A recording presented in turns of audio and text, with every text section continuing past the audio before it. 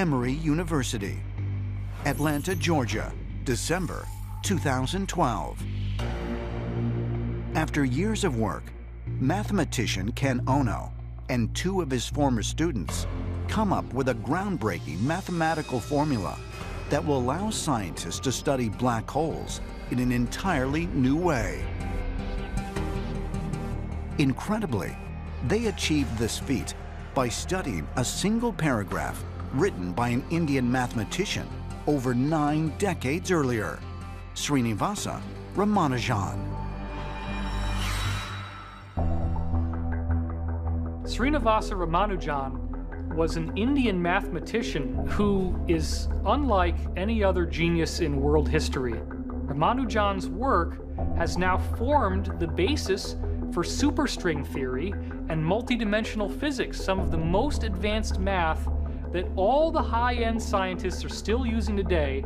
Is called modular functions, which could lead to time travel, anti-gravity, limitless free energy, all of this futuristic technology.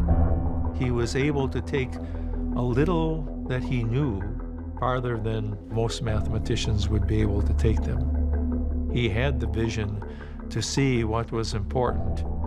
There are just so many beautiful ideas that he had, some of which are just waiting to be developed. Ramanujan made breakthroughs in integral calculus, which can be used to determine the drag force buffeting a wing as it slides through the air, or the gravitational effects of the Earth on a man-made satellite.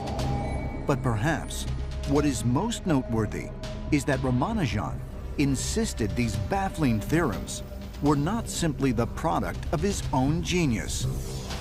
He claimed they were communicated to him by an otherworldly being. Srinivasa Ramanujan was born in Erode, India, on December 22, 1887, and was considered a miracle child because he was the only one of his mother's 4 children to survive infancy. Even as a young boy, he was obsessed with numbers. From a very early age, just instinctively, he was thinking about numbers. He was calculating.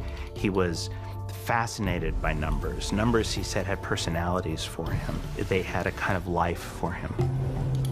There are a lot of stories about how he was so focused on mathematics that he would ignore a lot of his other subjects. Ramanujan grew up in the town of Kumbakonam, in a house within view of the impressive Sarangapani Temple. The mathematical prodigy spent much of his childhood at the temple among thousands of carvings of Hindu gods. According to Ramanujan's childhood friend, he would often go to the temple and work on mathematics. Friend had a memory of coming into the temple and finding Ramanujan with all these inexplicable figures surrounding him.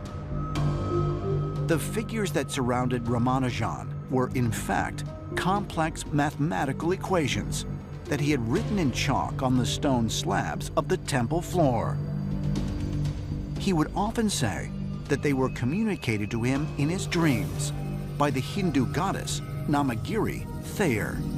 He always insisted, and he was very adamant about this, that the mathematical discoveries he made came to him in dreams and visions provided by the goddess Namagiri. In these visions, he would see these fantastic, beautiful mathematical formulae unscrolling before him. Numerous times throughout Ramanujan's youth, he would abruptly vanish for days at a time, then return home without explanation. His neighbors considered him to be psychic, and he suggested that numbers connect us to higher powers in the universe. Could it be that Ramanujan really was receiving information from an otherworldly being?